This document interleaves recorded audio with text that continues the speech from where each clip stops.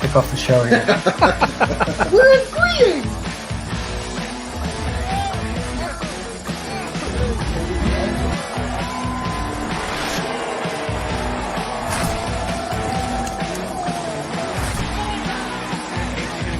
So cleaned up.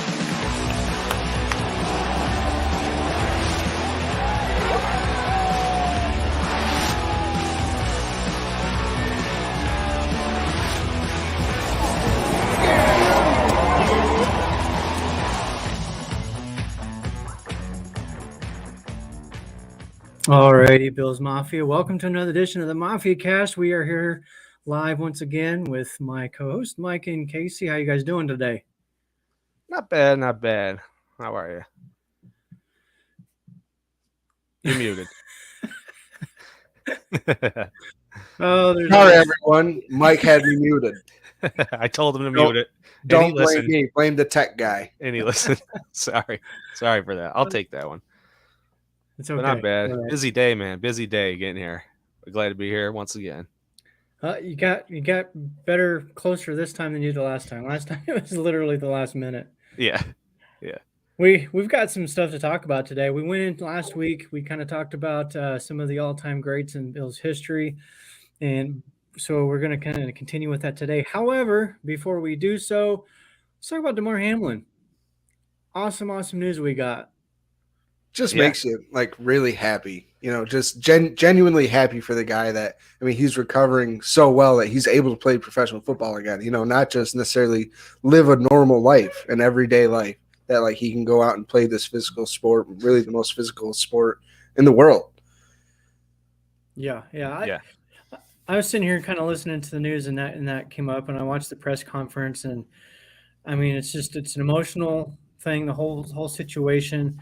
And just can't think of the word I'm looking for, right? The inspiration across the country, across the world that he's provided, and some of the things that he's already done to this point. So to hear that, he is finally officially fully cleared and can resume his NFL career, I'm hoping the best for him, but I'm not going to lie, I am concerned whether or not, I think everyone's a little nervous.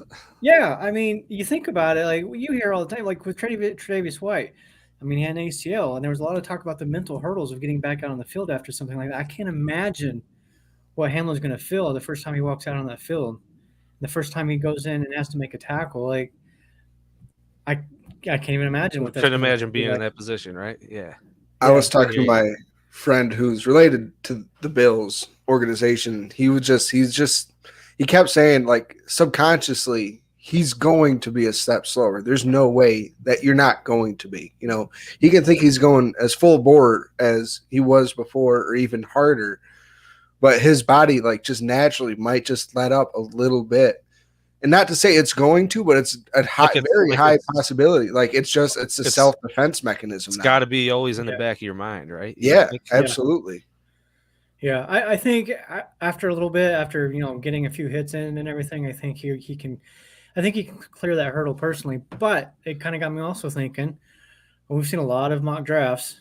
Draft is next week. We've seen a lot of mock drafts with safety included in there, and that was interesting. We just lost Casey for a second.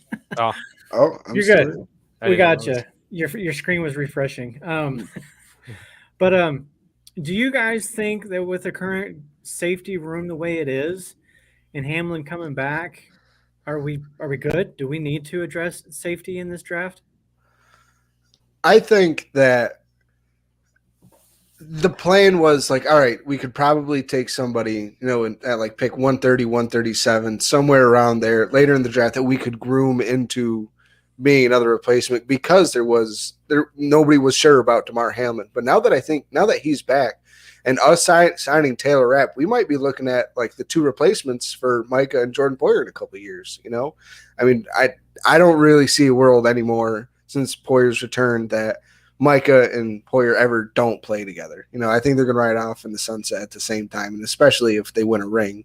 Poyer's already pretty much proclaimed that if that happens, he's gone that year. I think he'd want another one. So maybe we're What? seeing the grooming of Hamlin and Taylor Rapp to become those two players. I mean, we saw Hamlin how well he was playing. He earned the starting job when Poyer was out, and he played in the box really well. I mean, he made a bunch of key plays throughout the season, and I'm excited to see what he can do. I've loved Damar since we drafted him out of Pitt in the 7th round. I don't know why. There was just something about the guy. Just when they took him, I was pumped about it. So now we'll see. We'll see. I think this is going to be a really telling season for his future. I agree, Case. It's like the need definitely isn't as much as it was going into this offseason right now. We're doing a lot better as far as that goes. Yeah, oh, for sure. Like, I think if you had asked that question back in February, everybody would be like, well, you got to get a safety early, like 2nd, 3rd round, maybe even 1st, because Brian Brandt was a popular one that's been mocked at Buffalo a few times at 27. I've even seen some where they have Buffalo drafting up to take him. There's a couple of comments here. Thank you, Spence. We appreciate that. That's I'm good. sure we'll That's disagree on something here today. We're going to be talking about the all-time greats, and I'm really curious to hear what some of the people in the room have to say when we get to the wide receivers and tight ends. Also, as far as the safety, I can see a possibility of a day 3 safety, but kind of doubted myself. Day 3, I agree, and only because Hyde is 32, Poyer 31, and this is Hyde's last year as far as his contract goes. If Poyer comes back for that year 2, Hyde probably signs a 1-year deal, and they, like you said, right off in the sunset together. I have a feeling this is going to be the last season for both of them, though. So while I am excited about Hamlin returning, I do feel like that the team needs to have an insurance policy or backup plan, if you will, and bringing in another safety if there's one to get in the 5th, 6th, 7th round later in the draft, and there's one that they like, I say, go for it. or maybe a versatile player that could play more than one position, possibly. Oh, who do you have off the top of your head there, Mike? I don't know. We'll get into that later, I think. Well, I know I've talked about one of my guys, not really one of my guys, but one of the people I would love Buffalo to draft, and that's only because I watched him play here at Boise State, and that's J.L. Skinner. He reminds me a lot of Hamlin, actually, and the build. They're not necessarily big, stocky guys, but they are super aggressive. They go in, and they're trying to knock somebody out. And that's what I always liked about Skinner. He had a nose for the football, and he is somebody that I think could potentially fall to the later rounds. Plus, he did have, I believe, an ACL injury during pro day or somewhere recently. I can't remember exactly when that had occurred. So there's some concerns there, obviously. But if he falls the 6th, 7th round, then, well, we don't really have a 7th round, but so I guess it have to be the 6th, right? When we eventually trade back, we'll get one. Don't worry. I mean, there's been a lot of talk. We've seen the reports that Buffalo wants to move up. We've seen them wanting to move back. Brandon Beane did say that if he was going to Vegas, the more odds are they're moving back and not forward. But his own words, too, he can get kind of antsy sometimes.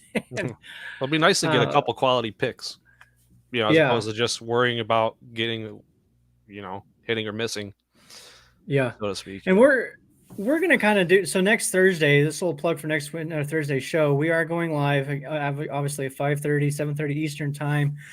So a half hour before the draft actually starts, and we're each going to do our own one last mock draft. And I will say this, as far as all of the drafts that I have done, there's been some times where I hate the 27th pick, and there's been times like, well, this guy's here, really? So let me grab him. I honestly think if I was a betting man, I think we're going to move back. I've said it for how many months now? I mean, 25 to like 29 is, to me, is kind of like a dead zone, because you're right on that cusp to where this guy is like a very, very edge first round player, but we could trade back, get a very similar player in the 2nd round, that get back to 34 to swap this 27. And then maybe another shortly after. Yeah, and maybe that our original guy falls to us, or we get, like I said, that similar guy that you had graded right there, and you get that extra draft capital. And we see Brandon Beane prioritizing draft capital right now by purposely not signing people to maintain that 3rd round pick that we're going to get for losing Edmonds next year. Okay, you brought that up. Let me ask you guys, and anybody in the comments can chime in. There's a lot of edge rushers still available. I think we kind of talked a little bit about that a couple weeks ago, but there's some free agent edge rushers out there still. Do you guys feel like, believe, or hope that Brandon Bean brings in one or two of those guys after the draft, like say a Yannick Ngakoue or? Only if we don't fill that need. Obviously, I think. I mean, definitely give them guys a shout and see what's up. But I mean, there's always a second wave of free agents. Yeah. I mean, coming after the draft. I mean, it's because of these compensatory picks. You know, like your biggest edge rushers are might be out of reach, maybe. So, but now is the guys that, especially trading back. Now you can get like this is where Brandon Bean has been making his money the last couple of years is on the bargain bin guys. You know, that's what he's been saying. That's how we got. I mean, John Brown and like Cole Beasley and those guys. Yeah. I mean, he's really hit and waited, and he keeps saying, "I'm going to fill needs through the draft." You know, and then we're going to attack. All right, now see what we really need. Yeah. So you. Mike, you sound like you feel like edge is a need right now. Is that accurate? I don't know. We got to see Von back. I got to see it. You know what I mean? I just have to see it. Until then, you know. But I do think we're decent there, to where it's not the biggest deal, you know, to worry about. I'm personally comfortable with Epinesa. I mean, I love him. He's great. Yeah. I really think he's a good rotational player. Like we said, I mean, he was second on the team in sacks last year. I agree with what Ronnie says. Sure. We don't want a rotation, right? No, but if he could get in there and stay in there, he would, you know, really do his thing. Quite possibly, but I mean, I would rather have him over. I mean, the Vernon Butlers, like the guys that we've had before. I know he wasn't necessarily an edge rusher, but at least Epinesa can and has made impacts during games, and he's able to somewhat fill that role. And now this being year 4 that he's going into, he's going to grow even more. And depending on Von's role, maybe Epinesa is the day one starter for the first quarter of the season, you know, and he racks up 6 sacks. Ray agrees with you. Future Pro Bowler Epinesa. Yeah. I'd love it. I remember 2 seasons ago, I think it was opening weekend, the first week of the season, Epinesa, he had a really good game. And there was some next gen stats out there. He had a ridiculous get off, and it was like the second fastest in the league. Only compared, I mean, it was ridiculous. I was like, oh wow! So he has a lot of get off. He has a lot of talent and skills there. And I do wonder. I kind of gone back and forth on this. The whole rotation thing drives me nuts. I understand their defensive line. I understand there is some rotation. Every team does it, but I think Buffalo does it probably more so than most teams. And I know some people have said, well, the Eagles do it too. And look, they got 70 sacks. We're not the Eagles. We don't have that kind of depth. Like the Eagles were loaded on the defensive line. Let's be honest about that. So I, at the moment here, this is, for me, it all comes down to this. How Von Miller's recovery is shaping up and when they expect him to return. And this is funny because this was one of the things that came up on Twitter between Spence and I. This is second go around for Von Miller with an ACL. Back in 2013, he had the same injury. I don't know if it's the same knee or not, but he had an ACL tear. It happened in November. He was a full go opening week of the following season and recorded, I think it was 14 sacks that season, the very next year. This particular ACL tear is not a full tear. It's a partial. So again, I don't think we're looking at that full 12-month spectrum like we saw with Tre'Davious White. Not only that, everybody's different, how they heal and how quickly they heal. So I don't feel like you can really say, well, this happened with this guy and this happened with that guy, so this is what's going to happen with Von Miller. What happened with Von Miller in the past, I think, is a better measuring stick. So I would not be surprised if Miller is ready to go week 1. And I know this team's not going to push him back out there until he's 100%. They never have. So I'm not concerned about that at all. I do like Epinesa. The one I'm most excited to see, though, is Rousseau. Mm-hmm. No. I'm not out Group? on Boogie just yet. I typically give defensive linemen about 3 seasons to show me what they got because that's kind of the learning curve there. But Russo, 8 sacks in his year two. Um, I'm excited to see what he can do in year three, Me especially too. with Daquan Jones, Oliver, and Settle and Phillips all back in the fold in the middle of that defensive line, and hopefully can stay healthy. I think that'll be huge for Russo. Yeah, I mean, overall health of that defensive line is that's what's gonna determine how good we are. Like Across the that, board. yeah, it really is. If two of those guys goes down, that line's hurting big time. If one of those guys goes down, we might be able to mask it if it's not Von Miller because we have Von Miller. Yeah. They're almost always going to be doubling him. But if Oliver and Groot goes down, okay, so now we have settled Daquan and Epinesa. All right, so now we're not in as good of shape. Right. But if we can Yeah. stay healthy, and we saw what that defensive line was able to do the first couple of weeks in the season, they really got after Tannehill and Stafford. Yeah. Not that those offensive lines were absolutely amazing, but still, you got to play what's in front of you, and they tore them apart. Smith does bring up a good point. That makes sense. That was 10 years ago. Von Miller's body's a little older, probably not going to heal quite the same. This one, I think he did. Groot did play some on the inside. I think he did a little bit of it for Buffalo too. Yeah, he did last year. Yeah, I don't know what the percentage was. I'd have to take a look at that, but he did. And that's one thing that we do have some guys that can slide inside if necessary. I think Epinesa has done it before as well, and Basham. I think they all have, and that's one of the things that is, a key attribute or asset for McDermott and this staff is guys who can play multiple positions, very versatile players, especially in the trenches. Well, that's something that's really curious too, is what the defensive line will look like with McDermott as the defensive coordinator. Will the rotation be more? Will it be less? That's all stuff that we have no idea what it's going to be until we see it. Will it be this? It might even be the exact same. Could be. I know some people have talked about are always saying that the defense that Frazier is running or was running, that's McDermott's defense. But then we always hear about how aggressive McDermott was as a play caller. So I don't think that it's necessarily the exact same defense. I do think there's make it sound there. Make it sound like Frazier was there doing nothing. Yeah, make it sound like he was just doubt that. a puppet. Yeah, exactly. But I'm with you. I'm excited to see what the defense looks like this year. And it's been kind of fun watching McDermott in some of these press conferences when he's talking about playing calls. He's like a little kid. He is so excited about doing it again. He's really looking forward to it. And I think it's gonna bring a lot to the table. And our defense has always been good, but it's always kind of lacked those splash plays. We get them every now and then, but on a consistent, regular basis, we don't see that. So I'm hoping to see more of that in 2023. Oh yeah, who doesn't want defensive touchdowns? I'll just settle for sacks so we can get the ball back in Josh Allen's hands. But hey, defensive touchdowns would be great too. As far as we kind of talked a little bit about the offensive line just a second ago.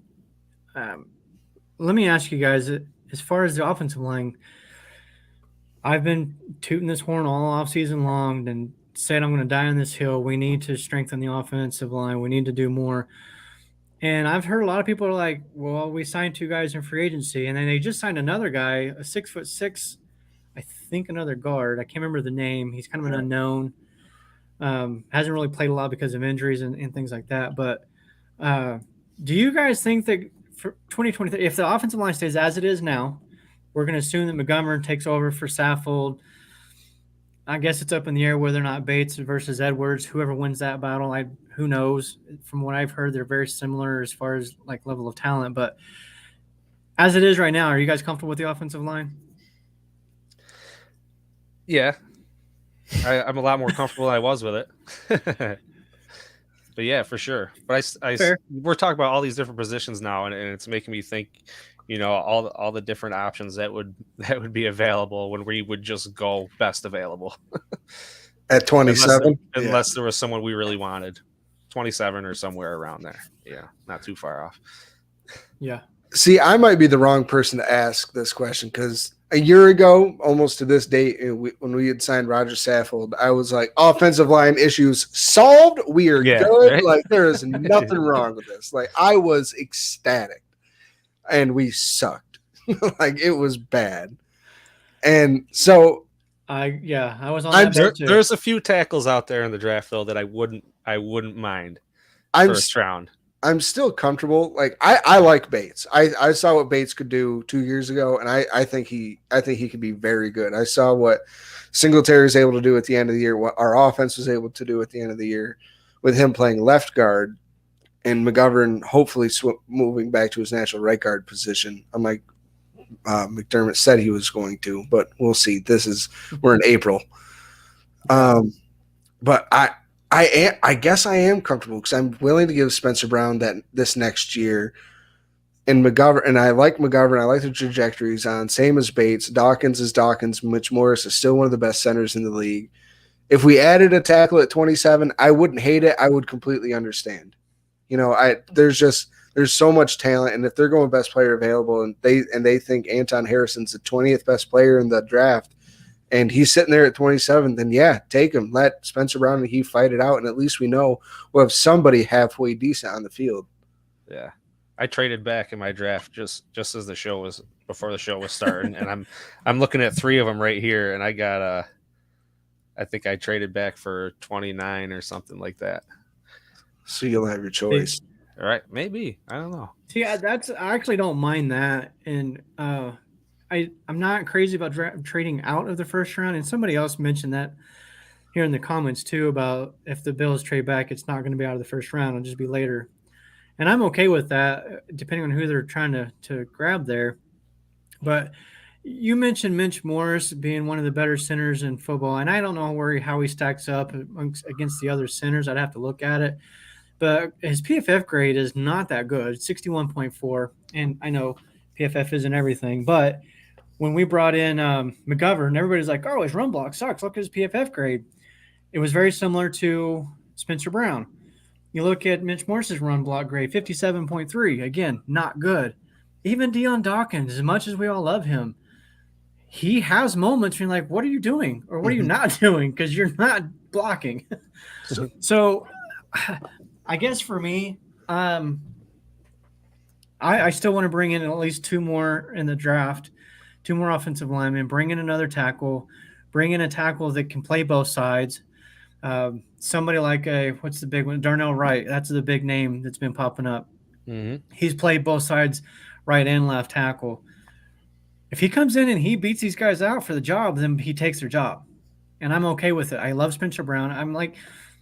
I'm one of those fans that I get like attached to the players like they're my best friends and I don't want them to leave. But when it comes right down to the game, we want our team to win. So if that means Spencer Brown gets ousted by a rookie who I don't know yet, then I'm sorry. See you later, Brown. Hey, man, all the power to him. There's no I in team. We love all these players individually, but we want the best 11 on the field. Tommy Doyle. Tommy Doyle is a name that I need to see. Yeah, I've kept it in the back of my head. I mean, why not? I mean, he's never really gotten the chance. I think he deserves it at least. He's been in the system. This will be, I want to say, his 3rd year.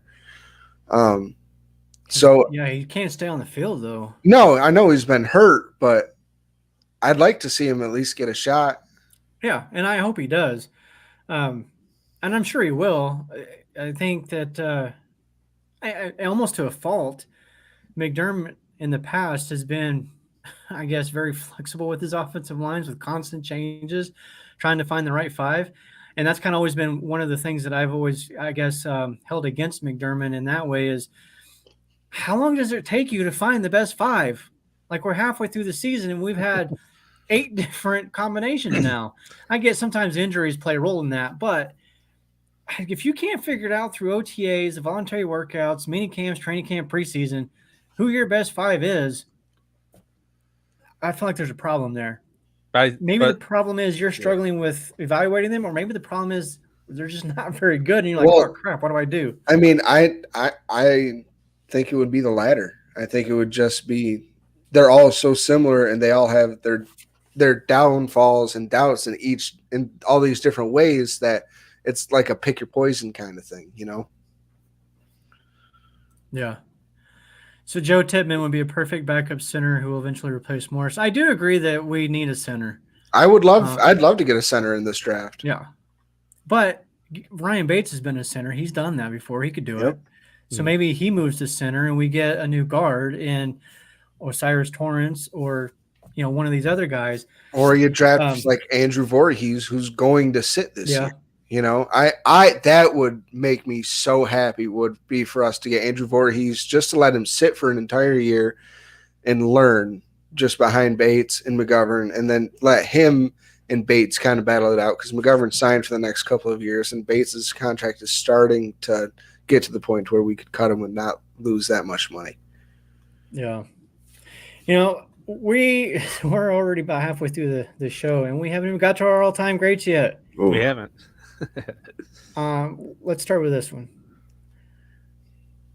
Wide receivers. Yeah. When I first put out this poll and I started kind of so I put out the poll both on Facebook and I also put it on Twitter. The Twitter's a little bit of a disadvantage because you can only do 4 options. So sometimes I have to run 2 separate polls and then a third one with the 2 best, whatever, blah, blah, blah. But on Facebook, I can put them all together, which I was doing. But then I think sometimes some players kind of pulled away votes for guys who probably better deserve it. But who do you think ran away with this? Diggs or Reed, one of the two. Reed. It's Reed. It was Reed. So here's my question, though, because the thing that kept coming up was, well, Andre Reed's a Hall of Famer. Stephon Diggs isn't. He's only been with the Bills for 3 seasons. He's only done this. He's only done that. Is Right. Well, he could be one of the best talent-wise. It's like the constant battle we're in because is it Josh Allen or Jim Kelly? Exactly. Well, exact same thing. There's a lot of unknown still. Exactly. Do you? Let me ask you this. If you're looking at it right now, is Diggs a Hall of Famer? Oh, that's a hard one. That's hard. So Hall of Fame, to me, are you one of the best in your generation? Like top 5 in your generation? I would say no right now, for like the late teens to mid 20s, I would say no. Like just years wise that he's been in the league, I would say he's in the top 10, which gets you the argument to be in the Hall of Fame for sure. But I think if he has another season where he's top 2, top 3 in yards, receptions, and touchdowns, then you could definitely make. So you're saying today? Today, no. Right. In 2 years with 2 more years under his belt, probably. Yeah. You can be comfortable in saying he's on his way. Yeah, he's on the way, but he's not there yet. So if you're looking at it, you're saying that if his career were in now, it's a no. However, the trajectory is a Hall of Fame career. Yes, if he puts up 3 1,000-yard more seasons, maybe 4 and another 35 touchdowns, hell yeah, he will be. Because he'll also be right at the top of all the records for the Bills as well. And how long do you hang around after that? Robert Foster, the unsung hero, Josh Allen's rookie career. Season. We love some Robert Foster. This is the thing that I always go back to when it comes to the wide receivers. And fair or not, 2 things. One is the era. Like, if you put Andre Reed into today's NFL, he's going to have 150 receptions probably. Maybe more. Is he? I think so, because today's rules are you can't touch receivers, you can't breathe on them. Like, it is so geared towards the passing game nowadays than it was back then. Like, Andre Reed go over the middle, it was legal to give him a concussion. Like, you were trying to. And he probably played with about 4 or 5 of them a year. He took those hits week in and week out, and it was legal then. And he got back up, and he did it again and again and again. And I'm not saying Diggs can't do that, but it's just a completely different era.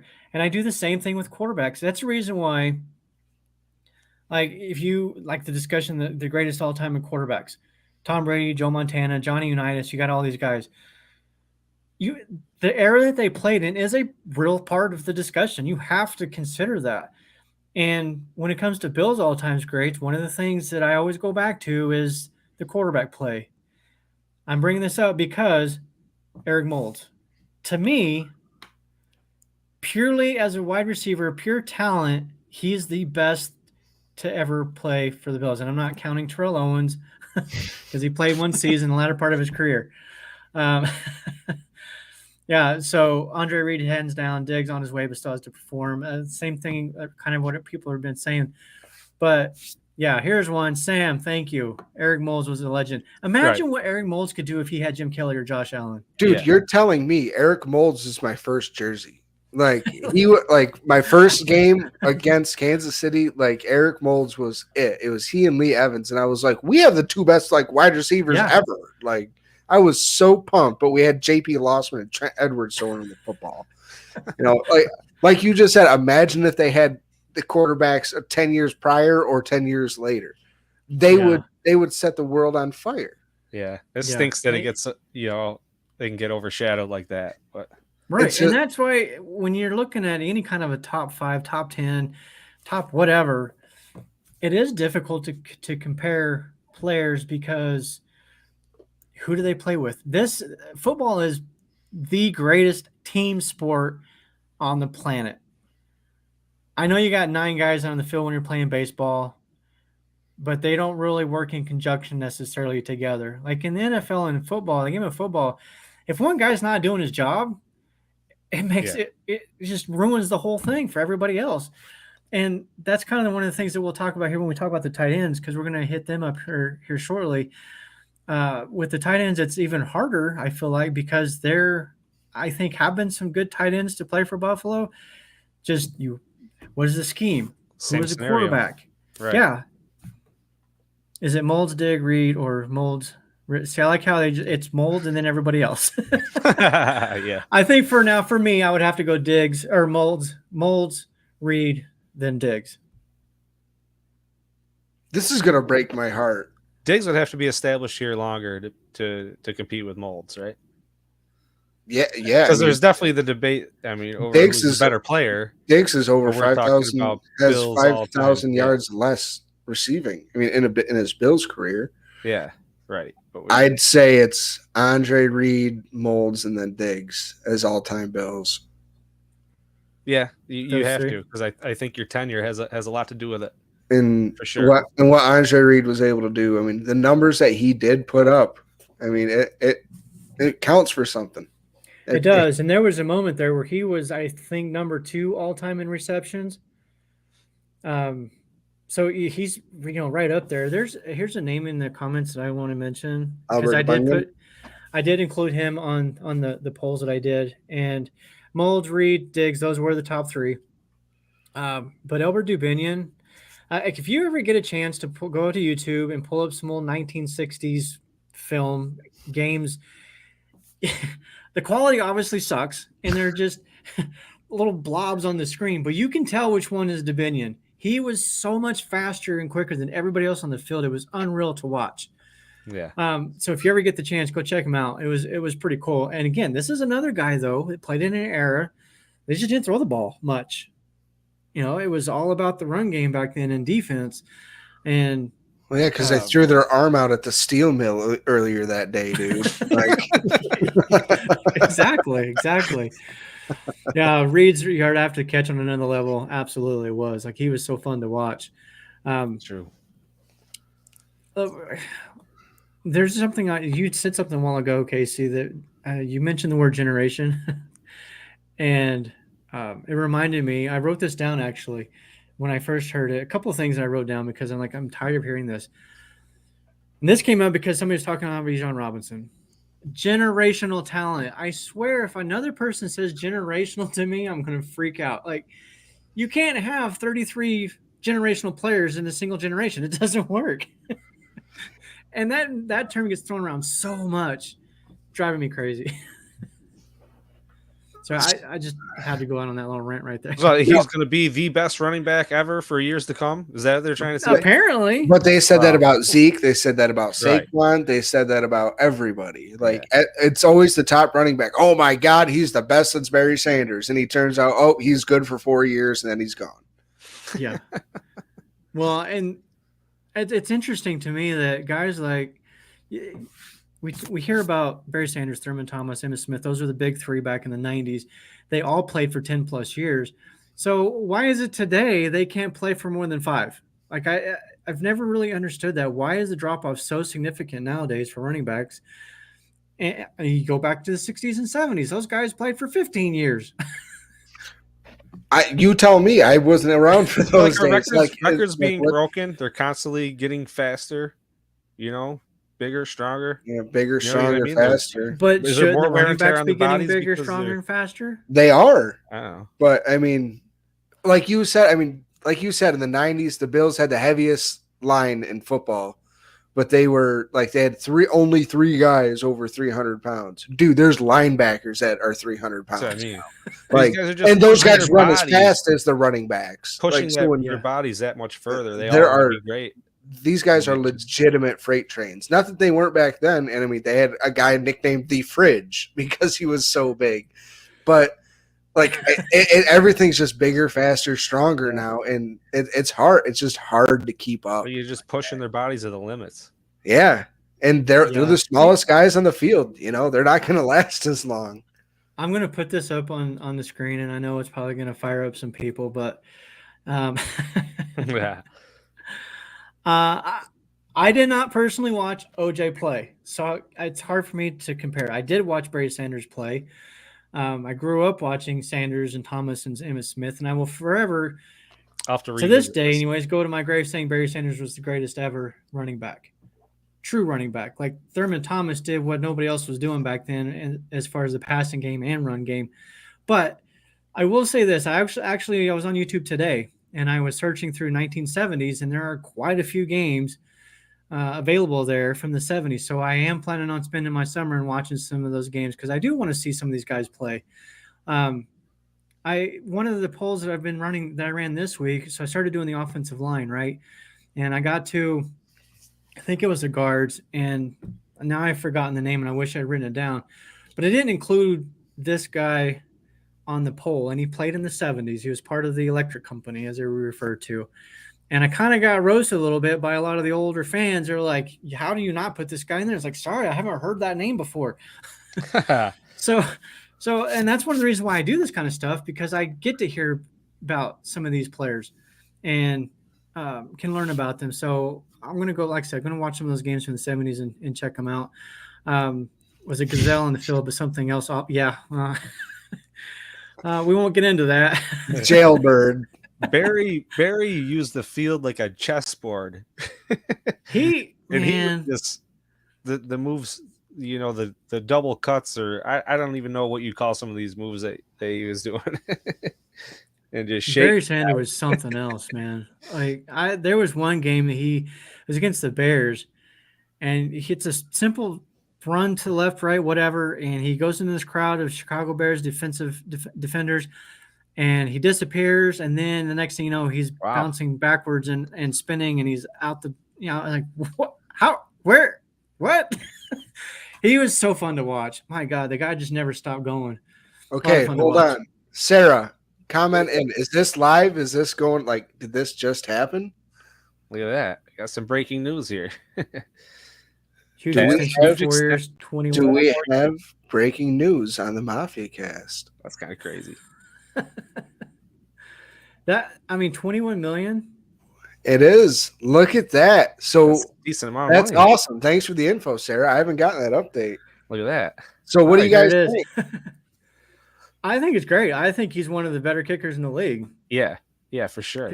Absolutely. I mean, yeah, he's very consistent. I mean, he's the best kicker we've had. I mean, I loved it when we signed Hauschka from Seattle. I loved it. I mean, the Bills have had a decent track record with kickers between Ryan Lindell and then Hauschka and now Bass.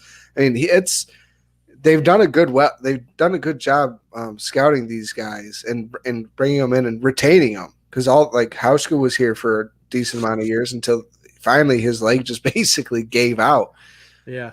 But Bass is like, I mean, everybody on the team loves Tyler Bass, and we saw we saw it live when we beat Miami in the playoffs by that field goal, and like he came sliding in on his penguin sliding in. First person there to like congratulate him was Diggs. You know, like all these like he's just a kicker, but he's still like one of the boys on the team. Yeah, he's the kicker.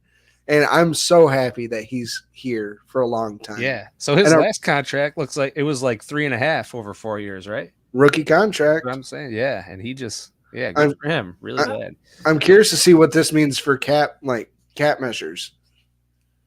Miss Sarah. I want to know how that stacks up against the rest of the league. Is he one of the highest paid kickers now? I would imagine so at that amount. Does it have to be? I don't know. I don't think he's the highest. I think that still goes to Justin Tucker's got that. Yeah. I think he's got like $8 million a year, something like that. So I'm going to jump back in really quick. So there's a lot of comments in here about Barry Sanders, OJ Simpson. I think this summer we're going to be kind of scraping the bottom of the barrel for some content. Let's talk about all-time greats. Let's put together an all-time greatest team, not just Bills, but league-wise. That'll be fun. We'll get into that and really start digging into some players and stuff. Sarah says, as far as the contract, let's wait until the actual numbers come out. Right. This is true. Yeah. Good as advertised, good pickup by Bean. Oh, I'm yes, so glad to hear somebody say that because I'm tired of hearing people say, oh, well, he sucked at this pick and that pick. Oh, they all suck with some picks, but he's also done some really good ones too. But, okay, I'm not going to go down that road because we'll be here forever. Let's get into the all-time tight ends. So when we talk about all-time Bills greats, Casey, first name that comes to your mind? Scott Chandler.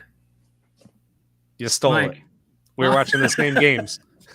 We were watching the same games. Scott Chandler, all I knew on the Bills for the longest time, a tight end.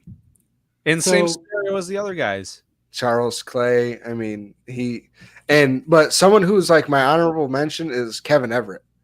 That is one of the things I will never unsee in my life. That was kind of scarring to, I think it happened in like 2008, 2005, something like that. I mean, I was young.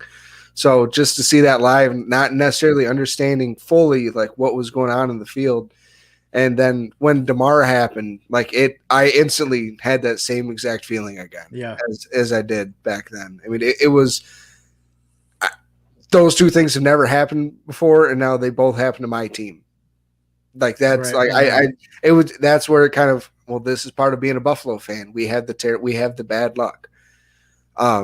So for me, Kevin Everett's going to be like my number one tight end for the Bills.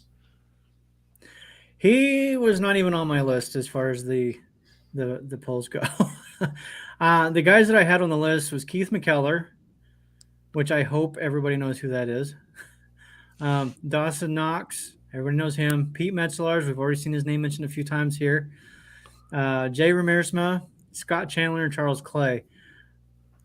I put Keith McKellar in there because he wasn't necessarily like statistically the best, but he obviously plays a very significant role in Bills history.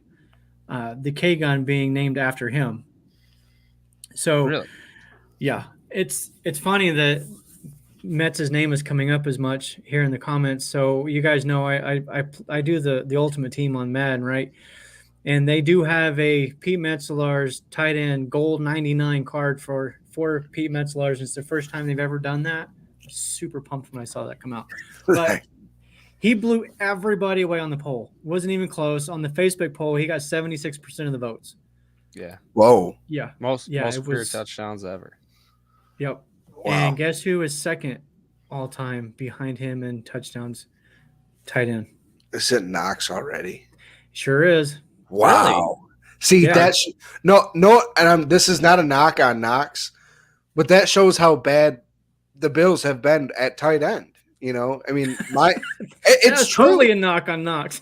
Dude, no, but he's been in the league for now his 5th year, and he's second already in receiving touchdowns for tight end. I mean, that's not like it wasn't hard to beat. Yeah, it wasn't like that outlandish of Yeah. feet, apparently.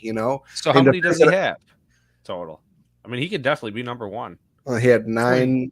Yeah. He's at 20 right now. The record is 26, Wow. held by Pete Yeah. Metzelaars. Yeah, he should definitely be able to conquer that. Yeah, I think if he doesn't get it this year, definitely next year. But he had 6 touchdowns last season. He had 9 the season before. So just in the last 2 years, he's had 15. Barring, of course, some catastrophic injury, I think he's going to break the record. Which, yeah, Tox is a touchdown machine. Knox isn't even that nice. That's crazy. Jason Kroom, dated better mention him. Jason Kroom.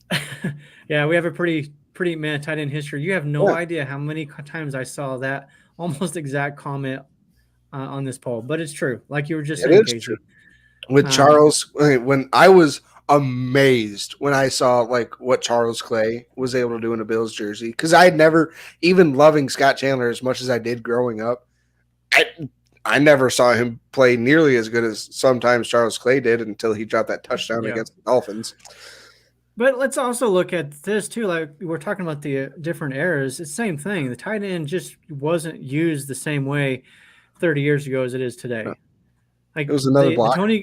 The Tony Gonzalez of the world were very rare, and now it's almost like the norm. And if you don't have a good tight end, something wrong with you. But that whole all-time greats kind of sparked another conversation. Top tight ends in the NFL today, active tight ends that are currently still playing, because somebody on Twitter had commented, why is Dawson Knox even on this list? He's not even top 10 in the NFL right now. So I was like, okay, well, let's put this together and let's see what we come out with. I'm going to start with Casey. What is your top 10? Because I'm curious to hear what Mike's is, because we know that Mike put a lot of thought into this. And Mike put about 17 hours worth of work into this. Love it. You'll make it sound like it's more than it was.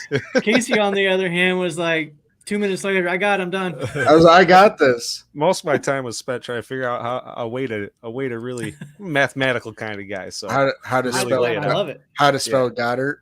All right, let's hear your top 10. Yeah, got me a couple times. Sorry. 1 through 10. Kelsey, obviously. I mean, that's a given. I have Andrews, and then Kittle, and then Waller as that round out the top 4, and then Hawkinson, Goddard, and here's where it gets interesting. I have Evan Ingram, and then Dawson Knox, and then Pat Freiermuth, and then Dalton Schultz. Where's my pencil? So you do have Knox in your top 10. Would you say I do. 8? Yes. I think if he was utilized more as a focal point in the offense, he could climb this list. And I don't think he could get to Waller to number 4, but I think he could climb and get past Hawkinson, Goddard, and Ingram for sure. Yeah, there's. I'm going to touch on some of the comments here really quick in relation to our tight ends. If we draft our new Washington, he could soon be the best, maybe. Kittle is the best overall touchdown talent-wise. I would have to say that goes to Kelsey. Kelsey had a ridiculous number of touchdowns last season. I want to say 15 or something like that. If you'd have a much better debate if Kelsey wasn't on the list at all. Yeah, true. Absolutely. He's just in a league of his own. He and Andrews. Yeah. Really? To me, it's Kelsey and then Andrews, and then it just drops off a little bit more and more. Yeah. I think Kittle is right there, pretty close to Kelsey. I think if they ran similar offenses, we would be saying 1A and 1B. I think Kittle is that good. He has that kind of talent. They just don't run the same type of offense. Again, going back to that thing, when you're comparing any position, you have to look at the scheme. Are they utilized the same way? Because that's going to skew the numbers. Kelsey's wide receiver 1 on the Chiefs. Yeah. So I mean, you could say Devo's, I'm talking about the Niners, but yeah, with the Chiefs, definitely 1. But compare that to Knox and the Bills. Knox is option number. We'll say 3. And that's being generous. If between Davis and Diggs, it should be Knox. And our opinion on what's on the team right now, yeah, it should be Knox. But he's not he's not used that way. He's not asked to get 800 yards and 15 touchdowns. He's asked to get 500 yards and 10 touchdowns, 9 touchdowns. Let's use them when we need them. Yeah. All the time. Yeah, he's more so a luxury, really. Mike, what do you got? Okay. So man, yeah, I spent way too much time on this, but I made it happen. So at the beginning of the list, obviously going to sound similar. Kelsey, Andrews, Kittle, Hawkinson, Ingram, Freiermuth, Komet, Higbee, Johnson, and Knox. Johnson So as just write it John down. Johnson. Jawan. Yes. Saints. Yes. Yep. His And name this came up. is Yeah. clearly mathematical. I put down some stats. I made up a point system, and I did it a few different ways, and that's just the way the cards fell the last time, and Knox ended up right there. Hey man, stick to your guns. Stick to your guns. This is what you Yeah. figured out. This is what you like. Right. Yeah, when we start putting together the all-time greats list, you might need to, just take a vacation from your day job because it's going to be a lot of mathematical. Yeah, because I'll go nuts with it if I have That's the time. that's what you're doing when you go down to the Outer Banks in a couple months, bud. Yeah, right. So- Maybe. We'll see. With, Give me with something my to do list, on them mornings when I'm up earlier than everyone. I'm looking forward to it. I think it's going to be pretty cool to see what we come up with. My list. So I did a top like 7. The first 7 were relatively easy for me, and so I'll just start with that. Travis Kelce was number 1, followed by Kittle, Hawkinson, Evan Ingram, Freiermuth, Mark Andrews, Darren Waller. Waller would probably be higher in the list, barring the injuries last season. Kyle Pitts. I know that name's been mentioned a couple of times in here. I know he hasn't done a lot statistically, but again, who has he had throwing on the ball in the last? Well, since he came into the league, I think talent-wise, he's right there with all of these guys. Dallas Goedert, Dawson Knox is my number 10. Let me name off some of these guys though that could have made him in there. Tyler Conklin, Will Disley, Greg Dulcich, Noah Fant. You can make an argument for that one. Mike Gesicki, definitely an argument. Goddard, Hunter Henry, Tyler Higbee, Hayden Hurst, Njoku, Parham, Dalton Schultz was another one. Logan Thomas. Bills people should remember him. Ex-quarterback. Yeah, and then Robert Tonyan. When I got to the last 3 on my top 10, I was like, I can almost make an argument for half of those people. Right. Maybe more It was to like be a in the top toss-up 10. at that point. Yeah, it really was.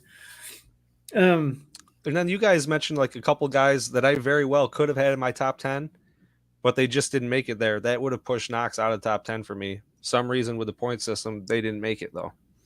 So Papa, sorry. Like Waller. Well, I think Waller's a great player, but he didn't make it in the way I laid it out. So yeah, because he just didn't have the numbers this season. No, but yeah, because of the injuries. once you get past the top 6, 7, 8, I mean, this list is really, it could be a toss-up.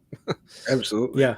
All right, Paparon, explain to me how Mark Andrews fell all the way to what? 7? 6? 6. How? Because that's where I put him. But I so feel like explain to his me. production, a lot of his production is because he's the only option in the passing game. So It's shouldn't Kelsey be volume. lower then? But shouldn't Kelsey be lower then? No, because he's That's got talent around him. Same thing. Yeah. Kelsey, I would say the wide receiver corps for the Chiefs is the same as the Ravens. No. Oh yeah. No. But see, Yeah. if I sort by touchdowns, it puts them down the list a little bit, I think. Dawson Knox was top 5 in touchdowns, which I don't think No. a lot of people realize It pushed that. Andrews down Yeah. because he had Andrews statistically 5 didn't have touchdowns. that good of a there's season. quite a this year. few No, tight ends. but that had so more than 5 again, to your touchdowns. point, look at who he had throwing him the ball Right. for a quarter of the season. No, you can make an argument for where Andrews being higher. Oh, for sure. Yeah. I don't know that's why, why- but it really bugs me. I mean, once you get past Kelsey and Kittle, for me, I mean, you could even say Kelsey, really, but the next 3 or 4 are pretty interchangeable. Yeah, absolutely. Absolutely. I wanted to touch on a little bit on Dawson Knox because one of the things that I keep hearing when people talk about drafting a tight end, and there are a group of people that are like, why would we draft a tight end? We don't even use the one we have. First of all, that's kind of been an issue as far as Dorsey goes, is using his weapons. So if you're going to use that logic and not drafting a tight end, then don't draft a wide receiver either. Just fill Diggs out there and just throw the ball, right? But the interesting thing that I found today while going through all these tight ends, Knox was targeted, what was it, 50? No. Oh, I'd have to look at the numbers again. But Knox anyways, was 48 for 65. 65, and he was targeted 72 times last season. Mhm. He had 49 receptions 2 seasons ago, 48 this year. The yardage was almost identical. I think there may be like 50 yards difference, maybe. 6 touchdowns last year compared to 9. And the target share throughout the season was pretty even. I think there was a little bit more of the targets came in the first half of the season as opposed to the second. But when you look at that, you start to realize, okay, maybe he was used, at least used in the same way that Dayball did. So why is everybody on Knox saying that he had a bad season? He's not used. I We think need it's to replace him. just Because he's not George Kittle or Kelsey. what happened in the beginning of the season. I mean, he missed, the first couple of games due to Luke passing away, which nobody's blaming him for that at all. And we saw, I mean, I don't know if they were just trying to get him back into game shape the following couple of games after when he did come back, or if he just wasn't in rhythm himself. But he clearly wasn't the same Dawson Knox that we saw the year prior, at least the first couple of games back from that absence. So between that, I mean, I think that's what really sent him into to fans into like a down season. Like you said, statistically, it was the same, even missing that amount of games. So we'll see. Yeah. But he's not the guy we're relying on, and that's why, because some teams do rely on their tight end. To what you were just saying a while ago, Mike, he's not Kelsey. I think Bills fans are probably more familiar with the Chiefs and their roster more than any other team, maybe outside of Miami. But so when they see Kelsey constantly doing what he does, that's what they want Knox to do. But that's not him. Our offense doesn't run through him the way it runs through Kelsey. So to set that expectation is not accurate. There was one thing in here. Oh, and then the other thing too, if you look at, and I know fantasy football, it doesn't really correlate to the field, but at the same time, as far as the stats go, it does kind of. And Knox was actually top 10. He was number 9 in fantasy points last season amongst tight ends. So to say he's not a top 10 tight end in the NFL, to me, is crazy talk. I think he is. He's borderline. He's right there, but he is. Talent-wise, you can make the argument for him to be, number 5. You just look at touchdowns. That's why is what brings him down, and that's kind of why he falls at like number, I think it was 8 for me. Yeah. You look at TDs, and he's like number 6 this year, and I think that's very important. Even missing all those games. Yeah. I want to talk about this because I know counts the most. Knox doesn't have soft hands like Todd Heap or Zach Miller. Mike, you were kind of putting together a targets or a reception percentage, catch rate, whatever you call it. Yeah. Prior to the show, and I was looking at that too. And again, not actually top 10. If you take, what I did was I looked at tight ends with a minimum of 50 targets. A minimum of 50 targets. He was top 10 in catch percentage. He's at like 75%. Yeah. Close to it, 74. So I just feel like a lot of the narrative that we're seeing out there about Dawson Knox is not accurate. Yeah. And then you look at the tight ends that have a better catch percentage than Dawson Knox, and it's not who you think it'd be. It's not Kelsey. It's not Kittle. I don't think Andrews is on here. It's probably guys like Higbee. It's guys like Robert Tonyan and Gesicki. I'm sure those kind of guys. Fan. Yeah, Goddard. And then some players you don't hear like Disley that's got 34 for 38. Yeah, exactly. And but 7 of those passes are 1-yard touchdowns. Right. Yeah. So. Well, and when I was looking at the catch rates and stuff, we have a tight end on this Bills team that has a catch percentage of over 90%. Maurice Morris caught 10 of 11 targets. So, but I mean, that's only 11 targets. But Wait, that's why Quentin Morris? yeah, Okay. that Is that his guy. middle name? No. Maurice. This is a good point here. Put Knox and KC in place of Kelsey. What is? I think Knox has similar numbers. If you, I could see it. I mean, yeah, if he's their number one option, would you? Kansas City's team last year with Juju MVS, a rookie Sky Moore, those kind of guys. I could see Knox maybe not having 130 catches for 1,400 yards and 17 touchdowns, but I can see him having 100 catches for 1,000 yards and 12 touchdowns easily with Andy Reid as the offensive coordinator. In my opinion, the best offensive play caller to ever coach. Yeah, I think he'd go off just like Travis Kelce. Yeah, and I've said that before that Knox could be that guy for Buffalo if they wanted him to be. And I got a lot of slack for, Kelsey, Knox isn't Kelsey. I'm not saying that, but if you put him in that same system, he's going to put up similar numbers. Yeah, maybe like you said, not as great, but pretty close. Because Kelsey is a special player in and of himself. Knox isn't on that Kelsey level great player, but he's a damn good athletic player and can catch and can really run the football. Imagine if the Bills threw him the ball. It's like saying the Bills throw him the ball twice as much. Yeah, say just switch he and Stefan's targets. Yeah, would he put up the same numbers as Stefan? No, but he'd still put up a thousand. Right. Just for some context here, like you said, Dawson Knox had 65 targets a season ago. Travis Kelce 152. Exactly. Yeah. Exactly. That's almost 2.5 times more. So that's comparing Josh Allen to our local community college quarterback. Yeah. Right. I mean, you could legit say that if you swap those two, Dawson Knox would have well over 100 receptions, probably twice the touchdowns he does now. So yeah, I think he'd be 100, 1,000, and 10. I think I think that he could not easily, but he could consistently do that in that offense. And he literally had half the touchdowns as Kelsey, 6 and 12. See, this is what happens when you make that comparison. Exactly. Which is what we're not doing. What we're saying is you put Knox in a similar system and you throw him 150 or 152 balls, he's going to have a Pro Bowl, possibly all-pro type season. Yeah. That's just the offense the Chiefs play in. What tight end? Exactly. I mean, Darren Waller, Kittle, Hawkinson, Andrews, Ingram, you name these guys, Juwan Johnson.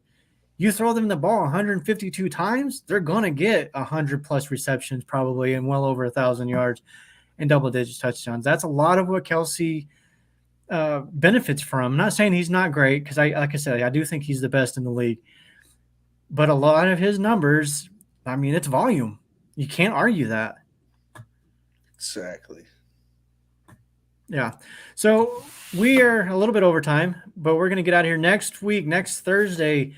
Draft, guys. It's finally coming. Wow. We're your JP Lossman days. We will go live about half hour before the draft begins. Unfortunately, we won't be on the air, I don't think, when Buffalo picks. But unless we trade up big time, I highly doubt it. Yeah, doubtful. We'd love to have some breaking news, though. Yeah. Well, I mean, okay, if they trade up that far to where it happens during our show, that means they're going to be in the top 10 or top 5. No, top 3, and we can say goodbye to Stephon Diggs. Yeah, probably. Yeah. So, all right, but we'll have we'll each do our own mock draft. We'll share that and talk about that next week. I have been putting together the offensive line for the greatest all-time Bills team, voted on by the fans. We'll save that for the following week, though, because, like I said, with the draft day next Thursday, we're going to spend that show talking about what's going on. Maybe there's some new updates and more trades. Maybe there's a D. Hopkins trade. Who knows? Maybe there won't be an Aaron Rodgers trade. Hopefully Maybe there won't be. I don't think there will be. But we'll see. It's not looking like it, is it? All right. No. We're going to bounce. We're going to get out of here, and we will see you all next week. And from the Mafia Cast, go Bills. Go Bills. Go Bills. Happy holidays.